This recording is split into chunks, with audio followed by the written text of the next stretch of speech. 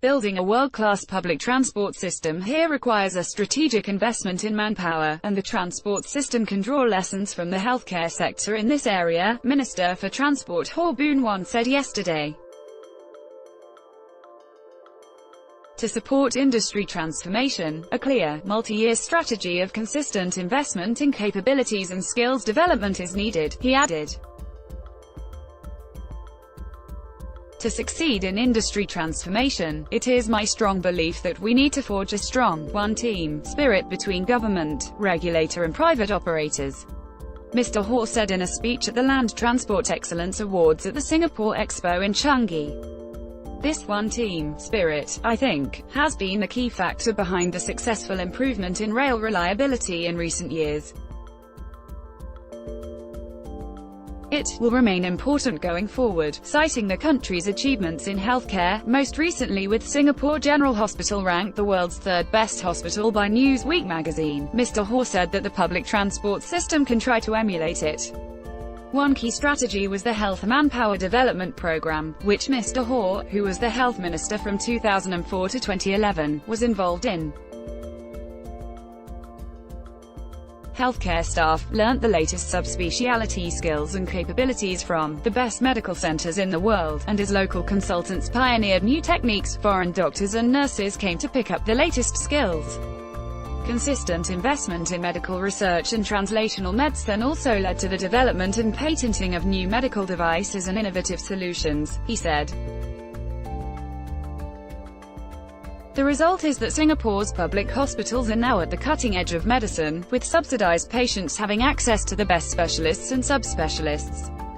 At the awards ceremony, the Northeast Line received the inaugural Ministry of Transport Challenge Shield Award for most reliable MRT line, having crossed 1 million train kilometre mean kilometre between failure (MKBF) last year.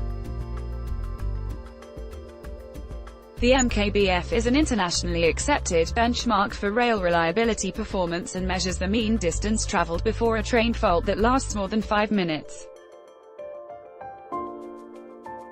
The most improved MRT line went to the North-South line for making the most progress, with a more than tenfold increase in MKBF from 89,000 train kilometre in 2017 to 894,000 train kilometre last year.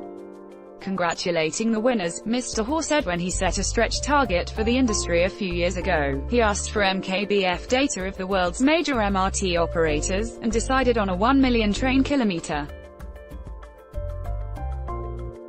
We always take the approach, under-promise so that you can overperform. It makes a lot of political sense, he said. But when our MRT was in pretty poor shape, I decided you needed something bold, ambitious, seemingly impossible, so that even if you can't achieve it, if you can achieve 90, 80, 70% of it, it would have been a big achievement. And importantly, we will be able to motivate our staff. I didn't quite believe that we will make it, but we made it.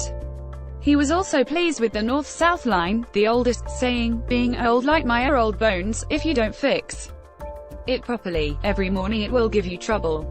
But they were able to make a more than tenfold improvement in their MKBF from 89,000 in 2017 to nearly 900,000 train kilometre last year, he noted, adding that he expects further progress this year.